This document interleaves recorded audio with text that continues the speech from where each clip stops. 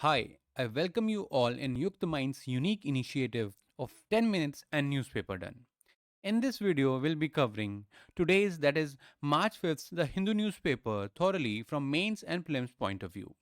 You can download the PDF of this discussion from our Telegram channel, the link of which is given in description below. Let us start.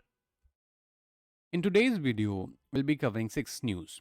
Starting with Supreme Court ends immunity for legislators taking bribes, news on new portal Chakshu, news on India's nuclear program, news on WTO, French parliament votes to make abortion constitutional right, and final news on capital of Haiti. The first news. A 7 judge bench of the Supreme Court on Monday declared that parliamentary privilege or immunity will not protect legislators who take bribes to vote or speak in parliament or state legislative assemblies from criminal prosecution.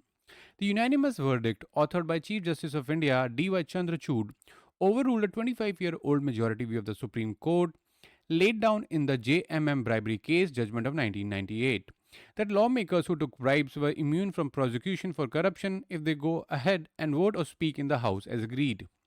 The judgment. The 7 judge bench said that the majority on the 5 judge bench in the JMM bribery case had erred. The court did not want to perpetuate the grave error. Representative democracy was at stake. Chief Justice Chandrachud clarified that the offense of bribery was complete the moment the corruption money was accepted. The Constitution bench dismissed notions that whittling down parliamentary immunity would expose a vote or a speech made by opposition lawmakers in the House to criminal investigation and thus enhance the possibility of abuse of the law by political parties in power. Chief Justice Chandrachud reasoned that the freedom of speech and expression, which include voting in the House and attendant immunities granted to legislators under Articles 105 and 194, did not extend to giving or taking bribes. The court said criminal courts and houses of the legislature have parallel jurisdiction over allegations of bribery. One cannot negate the jurisdiction of the other. The Supreme Court has laid down twofold test. The shield of immunity or parliamentary privilege could be claimed in two circumstances. Firstly, if the actions of a legislator were meant to enhance the dignity and authority of the House and its members as a collective body. Secondly, if they were in the exercise of his rights to free speech, protest, and freedom from arrest, among others. The second news. The Department of Telecommunications, that is DOT in short, on Monday launched Chakshu, a platform for telecom users to report fraud or spam callers. The facility, available at sancharsarathi.gov.in, will allow citizens to proactively report suspected fraud communication. The platform will allow users to report fraud related to bank account, payment wallet, SIM, gas connection, electricity connection, KYC update, expiry, deactivation, impersonation as government official or relative, and sextortion. The digital intelligence platform was also launched, which would be a non public data sharing resource for telecom service providers, law enforcement agencies, banks and financial institutions, social media platforms, identity document issuing authorities, and so on. The third news. On 4th March, Prime Minister Narendra Modi witnessed the start of the process of co-loading the indigenous prototype fast breeder reactor, that is PFBR, at the Madras Atomic Power Station in Kalpakkam, Tamil Nadu. So what is the PFBR? The PFBR is a machine that produces more nuclear fuel than it consumes. Its co-loading event is being hailed as milestone because operationalization of the PFBR will mark the start of stage 2 of India's three-stage nuclear power program.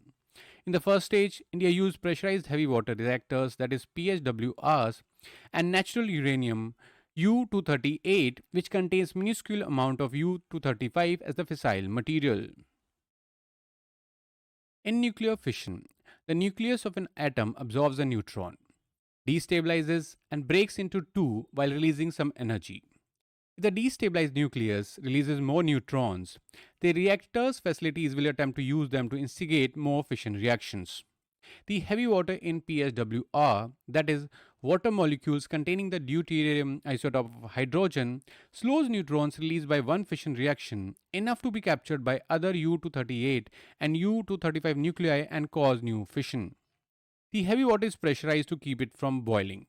The reactions produce plutonium 239 and an energy. Only U-235, not U-238, can sustain a chain reaction, but it is consumed fully in stage 1. In stage 2nd, India will use Pu-239 together with U-238 in the PFBR to produce energy, U-233 and more Pu-239. In stage 3rd, Pu-239 will be combined with thorium-232 in reactors to produce energy and U-233. The three stages are expected to make the country completely self-reliant in nuclear energy. So why was the PFBR delayed? The PFBR saga in India has been associated with numerous delays, cost overruns, and broken promises. The fast breeder test reactor, that is FBTR at Kalpakam, is a testing ground for PFBR technologies. It was built by 1977, but sanctions against India's Smiling Buddha nuclear test forced the use of a mixed carbide fuel over enriched uranium. The former lowered the power output and changed operating conditions. By the time the Indian government greenlit the PFBR in 2003, most people who worked on FBTR were also nearing or had completed retirement. So, how does the PFBR work? PHWRs use natural or low enriched U-238 as the fissile material and produce Pu-239 as a byproduct. This Pu-239 is combined with more U-238 into a mixed oxide and loaded into the core of a new reactor together with a breeder blanket. This is a material the fission products in the core react with to produce more Pu-239. In a fast breeder reactor, the neutrons aren't slowed, but allowing them to trigger specific fission reactions. It uses liquid sodium, a highly reactive substance, as coolant in two circuits. Coolant in the first circuit enters the reactor and leaves with heat energy and radioactivity. Via heat exchangers, it transfers only the heat to the coolant in a secondary circuit. The latter transfers the heat to generators to produce electricity. So, what role can SMRs play? The delays brooked another potential complication in the form of small modular reactors, that is SMRs. These reactors designs have a maximum capacity of 300 megawatt, require less land, and accommodate more safety features. According to R. Shrikant, a professor at the National Institute of Advanced Studies, Bengaluru, several countries are developing SMRs to complement conventional facilities, since SMRs can be installed at reduced cost and time by repurposing infrastructure in brownfield sites. He added SMRs can work with low enriched uranium, which India can import from the US via its 123 agreement. According to him, increasing SMR's contribution would require, among other things, amendments to the Atomic Energy Act of 1962 and other related statutes to allow private sector participation under the oversight of Atomic Energy Regulatory Body, that is AERB, with both nuclear fuel and waste controlled by the Department of Atomic Energy according to international safeguards. So, what are the challenges of stage 2? On the flip side, FBRs are harder to handle than other reactor designs. Further, the Civilian Nuclear Program's Nodal Regulatory Authority, the AERB, was set up by executive order and reports ultimately to the Department of Atomic Energy Secretary. In 2015, the International Atomic Energy Agency urged India to set up an independent statutory atomic regulator instead. The Department of Atomic Energy had responded to similar concerns with the Nuclear Safety Regulatory Authority NSRA bill in 2011. It sought to replace the AERB with the NSRA, but it was criticized for allowing the Union government too much control over the NSRA's composition. Finally, among other products, the thorium fuel cycle produces caesium 137, actinium 227, radium 224, radium 228, and thorium 230, all isotopes radioactive in ways that complicate their handling and storage. The fourth news.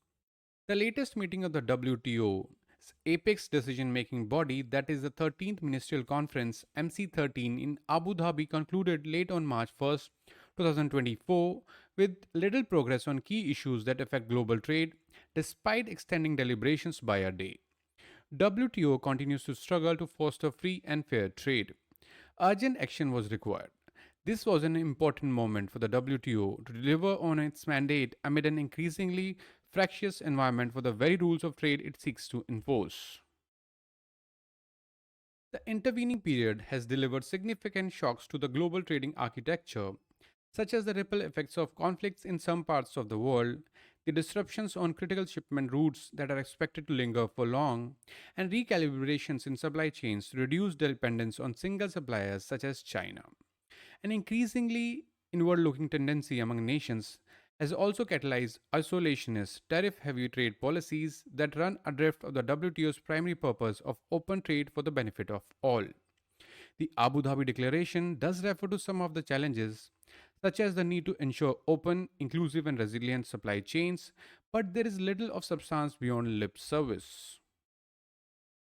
Divergences between the WTO's 164 member countries persisted on most issues carried forward from Geneva MC12, including areas of particular interest to India, such as permanent solution in agriculture for public stock holding to ensure domestic food security or subsidies to the fisheries sector. The WTO DG has noted that the agriculture deliberations in the works for over 2 decades now have made some progress as there is finally a text to work with that the body will strive to clinch in future parleys. The exemptions from custom duties for e commerce that India had sought an end to, citing the adverse impact on countries' revenues, will now carry on for at least 2 more years. Prospects for revival of WTO's dispute resolution body, rendered defunct for 4 years, remain bleak, though the Geneva commitment to revive their vital body by 2024 was reiterated. India's interest. A key win for India at the MC13 was its successful efforts with South Africa to thwart an attempt that was led by China and backed by over 120 countries to introduce an investment facilitation pact into the WTO framework. The fifth news. The French Parliament on 4th March voted to anchor the right to abortion in the country's constitution, making France the first country in the world to offer protection for terminating a pregnancy. Now, the final news of the day. Haiti's government on 3rd March declared a state of emergency and nighttime curfew after a deadly gang assault on the Haitian capital, Port-au-Prince, main prison that allowed thousands of inmates to escape. The curfew will be enforced in the Oust region, which includes the capital. Now let us solve a past year prelims question that was asked in the year 2019. With reference to the Constitution of India, consider the following statements. First, no High Court shall have the jurisdiction to declare any central law to be constitutionally invalid. Second, an amendment to the Constitution of India cannot be called into question by the Supreme Court of India. So, which of the statements given above are correct? First option 1 only, second option 2 only, third option both 1 and 2, fourth option neither of the two. So the correct answer is neither of the two. 42nd Constitutional Amendment Act of 1976 inserted new Article 228A after Article 228 of the Constitution containing special provisions as to disposal of questions relating to constitutional validity of state laws. First, no High Court shall have jurisdiction to declare any central law to be constitutionally invalid. However, the 43rd Amendment Act of 1977 restored the original position, hence statement 1 is not correct. In the Keshwananda Bharati case of 1973, Supreme Court laid down a new doctrine of the basic structure of the Constitution. It ruled that the constituent power of Parliament under Article 368 can amend the Constitution under Article, but such amendment should not enable it to alter the basic structure of the Constitution. Anything that ultra-wires the Constitution is cut down by the highest judiciary, including the constitutional amendment. Hence, statement 2 is not correct. Thank you for watching this video. You can download the PDF of this discussion from our Telegram channel, the link of which is given in description below. Thank you.